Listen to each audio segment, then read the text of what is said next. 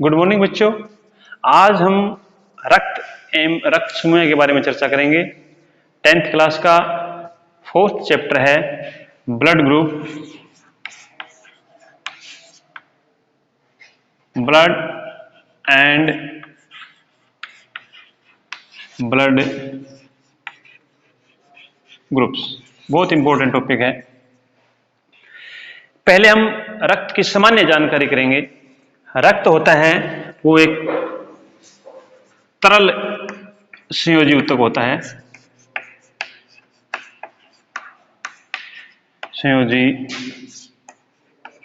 ऊतक होता है। 1 नंबर। 2 नंबर, रक्त की जो प्रकृति होती है वो क्षारीय होती है। रक्त की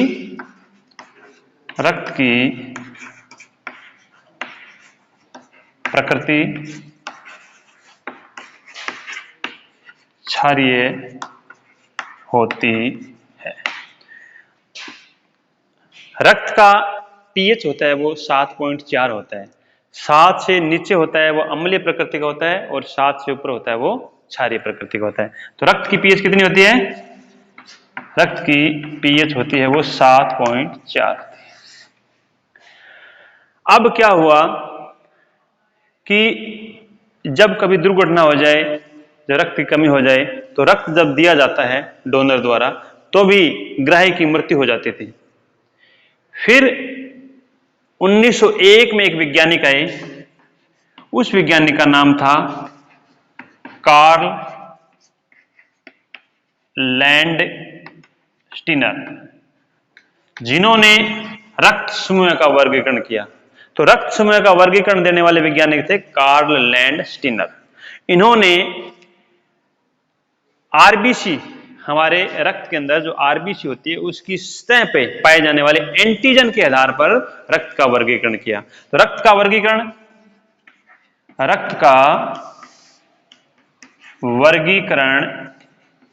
किस आधार पे हुआ? एंटीजन के आधार पर। एंटीजन के आधार पर। यानी बहुत ही महत्वपूर्ण बात यह है कि रक्त का जो वर्गीकरण हुआ वो एंटीजन के आधार पर हुआ। और एंटीजन कितने प्रकार की होती है? 2 प्रकार की होती है। एंटीजन ए कैपिटल और एंटीजन बी कैपिटल। ध्यान रखना। तो रक्त का वर्गीकरण एंटीजन के आधार पर हुआ। एंटीजन 2 प्रकार की होती है, एंटीजन ए और एंटीजन बी। देखो बच्चों, अब अपने इसके ग्रुप में डिवाइड करेंगे।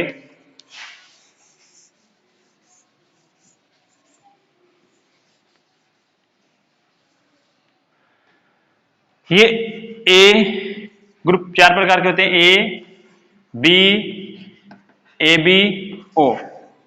इस पे है एंटीजन।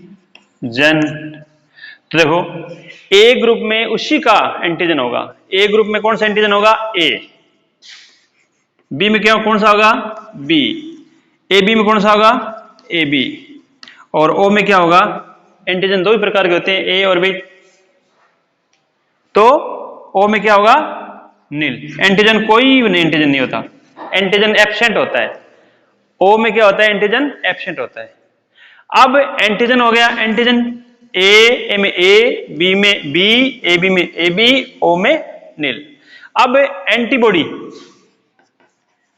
एंटीबॉडी। तो इसके एंटीबॉडी क्या होगी? ए में क्या होगा? इसके विपरीत कर दो एक और सवाल से बताएंगे। ए में क्या होगा? एंटीबॉडी बी, और बी में क्या होगा? एंटीबॉडी ए, और ए बी में क्या होगा? नील, और ओ में क्या होगा? एंटीबॉडी ए और बी दोनों। ठीक है। अब क्या होता है इसके अलावा? अब देखना, एक बात देखना, बहुत ही इंपॉर्टेंट बात बता रहा हूं आपको कि अब ए किसको रक्त देता है, ए किससे रक्त लेता है, ये इस बात पर डिपेंड करता है कि इसके अंदर एंटीजन कौन सी है और एंटीबॉडी कौन सी है। हमेशा एक बात ध्यान रखना कि समान एंटीजन और समान एंटीबॉडी एक साथ नहीं रहते, यानी ए एंटीजन ए एंटीबॉडी के साथ नहीं रहेगी। याद रखना कि आपको रक्त, देखो इसमें ए है, एंटीबॉडी बी है, ये किसका रक्त ले सकता है? ए एंटीजन है, वो ए एंटीबॉडी वाला रक्त नहीं ले सकता, तो इसमें एंटीबॉडी कौन सी है? बी, तो इसका ले सकता है, ठीक है ना। और इसमें एंटीजन है ही नहीं तो ओ का ले सकता है, तो ए किसका रक्त ले सकता है? ए और ओ का रक्त ले सकता है। बी किसका ले सकता है? बी का ले सकता है और ओ का ले सकता है।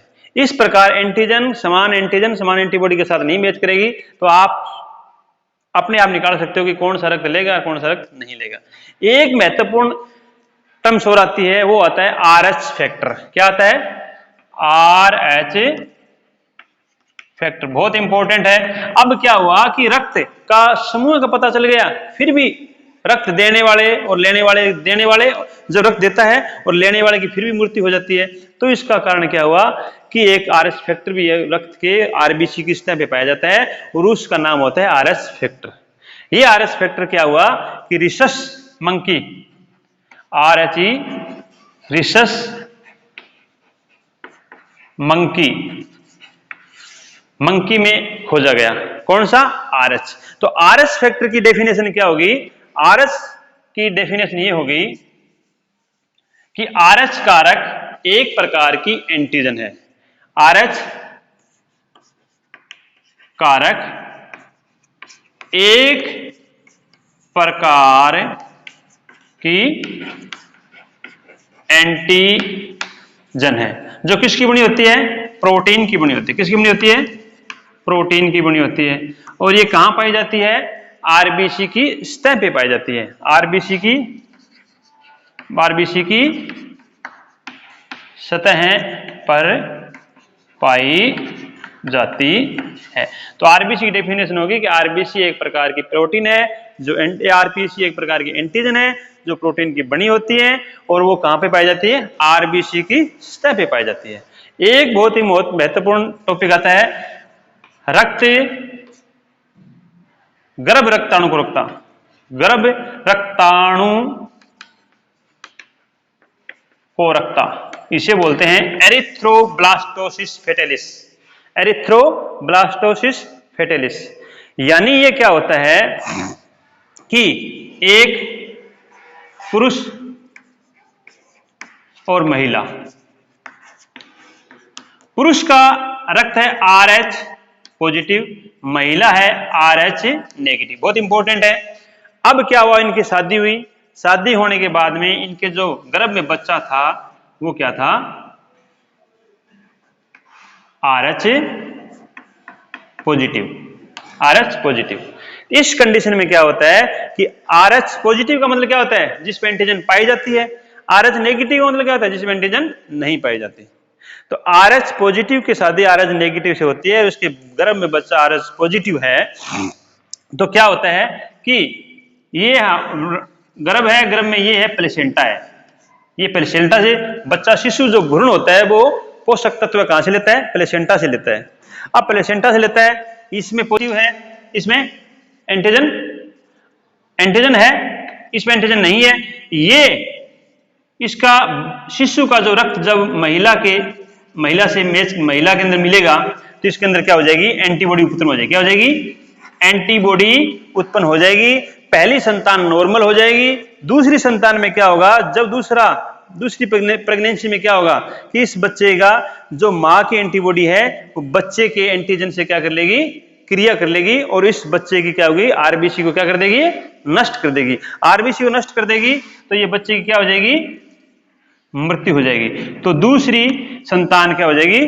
दूसरी संतान की मृत्यु हो जाएगी। इसे बोलते हैं गर्भ रक्ताणु कोरकता। थैंक यू बच्चों।